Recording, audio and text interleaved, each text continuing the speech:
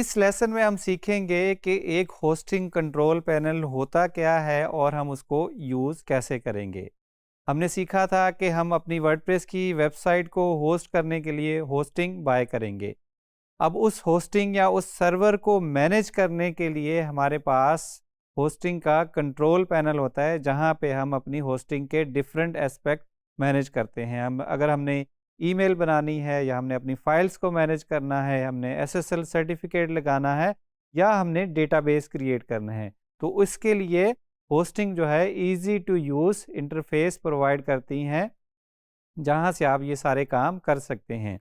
अब depending on your hosting आपके control panel जो है वो डिफरेंट हो सकते हैं, लेकिन उनमें से कुछ कंट्रोल पैनल्स हैं या कंट्रोल पैनल है जो कि बहुत ज़्यादा कॉमन है या कह लें कि बहुत ज़्यादा होस्टिंग्स में मौजूद होता है। Hosting panel depending on your hosting company different हो सकते हैं, उनकी लेआउट डिफरेंट हो सकती है, उनकी फंक्शनैलिटी डिफरेंट हो सकती है, लेकिन सारे ही पैनल्स यही फंक्शनैलिटीज़ आपको प्रोवाइड कर रहे होंगे। उनमें जो सबसे ज़्यादा यूज़ होने वाला पैनल है वो सी पैनल है। आइए देखते हैं हम सी पैनल को कैसे इस्तेमाल करेंगे अपनी होस्टिंग के डिफरेंट एस्पेक्ट्स मैनेज करने के लिए।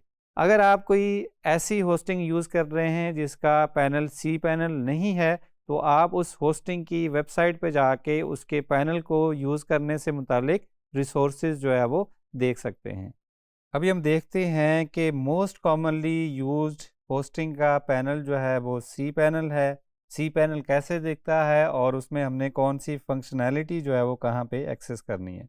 तो अगर हम वर्डप्रेस की बात करें तो किसी भी वर्डप्रेस की वेबसाइट के लिए सी पैनल में आपको जिन चीज़ों से सबसे ज़्यादा पाला पड़ रहा होगा वो सबसे पहले है ईमेल अकाउंट्स। अगर आपकी कोई डोमेन है फॉर एग्ज़ाम्पल abc.com और आपने अपनी ईमेल उस पे बनानी है कि info@abc.com या कोई भी ईमेल आपने बनानी है, तो वो सी पैनल में आप लॉगिन करेंगे। मोस्टली आपको इसी तरह की लेआउट मिलेगी, लेकिन हो सकता है कि उसकी डिपेंडिंग ऑन कि आप कौन सी होस्टिंग यूज़ कर रहे हैं, उसका यहाँ पे आपको थोड़ा-सा डिज़ाइन या उसकी सीएसएस जो है वो डिफरेंट नज़र आए, लेकिन उसका स्ट्रक्चर जो है वो ऑलमोस्ट यही होगा। तो यहाँ पे आप जाएँगे, ईमेल अकाउंट्स को क्लिक करेंगे, यहाँ से जाके आप अपनी वेबसाइट के लिए ईमेल अकाउंट्स जो है वो बना सकते हैं। ईमेल अकाउंट्स तभी फंक्शन करेंगे जब आपकी वेबसाइट फुली फंक्शनल हो और आपका डीएनएस जो है वो उस होस्टिंग पे पॉइंट कर रहा हो। तो यहाँ से क्लिक करके आप न्यू ईमेल अकाउंट जो है वो बना सकते हैं। न्यू पे क्लिक करेंगे और उसके बाद आपने जो भी ईमेल क्रिएट करनी है वो ईमेल एड्रेस टाइप करेंगे वहाँ पे, डोमेन सेलेक्ट करेंगे किस डोमेन के लिए बनाना है और आप इस तरह नया ईमेल अकाउंट बना लेंगे। क्रिएट पे क्लिक किया, यहाँ पे यूज़र नेम देंगे, जैसा कि ये जो होस्टिंग पैनल है एक डेमो पैनल है, इसके लिए ये डोमेन ऑलरेडी सिलेक्टेड है, लेकिन अगर आपके पास मल्टीपल डोमेन्स होंगी तो वो यहाँ पे मल्टीपल आ जाएंगी कि आप सेलेक्ट कर पाएंगे कौन सी डोमेन के लिए अकाउंट बनाना है। फॉर एग्जांपल आप कहते हैं जी इन्फो और उसके बाद आप यहाँ पे पासवर्ड ऐड कर सकते हैं, उसके बाद क्रिएट क्लिक करेंगे तो आपका ईमेल अकाउंट बन जाएगा। और जब आपने ईमेल चेक करनी है तो वो भी आप यहीं से जो है वो चेक कर पाएंगे। फॉर एग्जांपल आपने ईमेल चेक करनी है, आप ईमेल अकाउंट्स में जाएंगे, जो जिस अकाउंट की ईमेल चेक करनी है उसको सिलेक्ट करेंगे और यहीं C panel within C panel आप ईमेल चेक कर पाएंगे। और अगर आपने ईमेल्स फॉरवर्ड करनी है कि कोई ईमेल आपको abc@example.com पे रिसीव हो, लेकिन उसको आपने फॉरवर्ड कराना है अपनी जीमेल की आईडी पे या किसी और आईडी पे, तो वो भी आप यहाँ से कर सकते हैं। इसी तरह अगर आपकी होस्टिंग मल्टीपल डोमेन सपोर्ट करती है और आपने एक न्यू डोमेन ऐड करनी है या किसी न्यू डोमेन को अपनी होस्टिंग पे ऐड करना है, तो वो आप डोमेन्स के सेक्शन में जाके ऐड ऑन डोमेन के थ्रू कर सकते हैं। ऐड ऑन डोमेन पे क्लिक करेंगे, वहाँ पे जाके डोमेन टाइप करेंगे और उसके बाद उसको ऐड कर देंगे तो आपकी डोमेन ऐड हो जाएगी।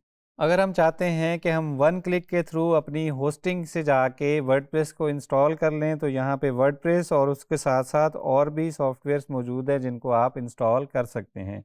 तो आप वर्डप्रेस पे क्लिक करेंगे, नेक्स्ट पेज पे आपसे कुछ इन्फॉर्मेशन ली जाएगी, अगर मल्टीपल डोमेन्स हैं तो कौन सी डोमेन पे इंस्टॉल करना है, उसके बाद एडमिन का यूज़र नेम क्या होगा, एडमिन का ईमेल क्या होगा, सारी डिटेल फिल करने के बाद आप नेक्स्ट पे क्लिक करेंगे तो चंद ही सेकंड में आपका वर्डप्रेस जो है उस डोमेन पे इंस्टॉल हो जाएगा। उसके बाद जो और ज़रूरी यहाँ पे ऑप्शन है वो फ़ाइल मैनेजर है। फ़ाइल मैनेजर से आप अपनी वर्डप्रेस की वेबसाइट या कोई भी वेबसाइट जो यहाँ पे होस्टेड है, वहाँ से जाके उस फाइल्स को जो है वो आप अपलोड कर सकते हैं, फ़ाइल को एडिट कर सकते हैं या एग्ज़िस्टिंग फ़ाइल्स को डिलीट भी कर सकते हैं। उसके बाद यहाँ से आप एफ़टीपी अकाउंट बना सकते हैं, जिसके थ्रू आप एफ़टीपी अकाउंट की इन्फॉर्मेशन को यूज़ करते हुए किसी एफ़टीपी क्लाइंट के थ्रू आप अपनी होस्टिंग की फ़ाइल्स को एक्सेस कर सकते हैं।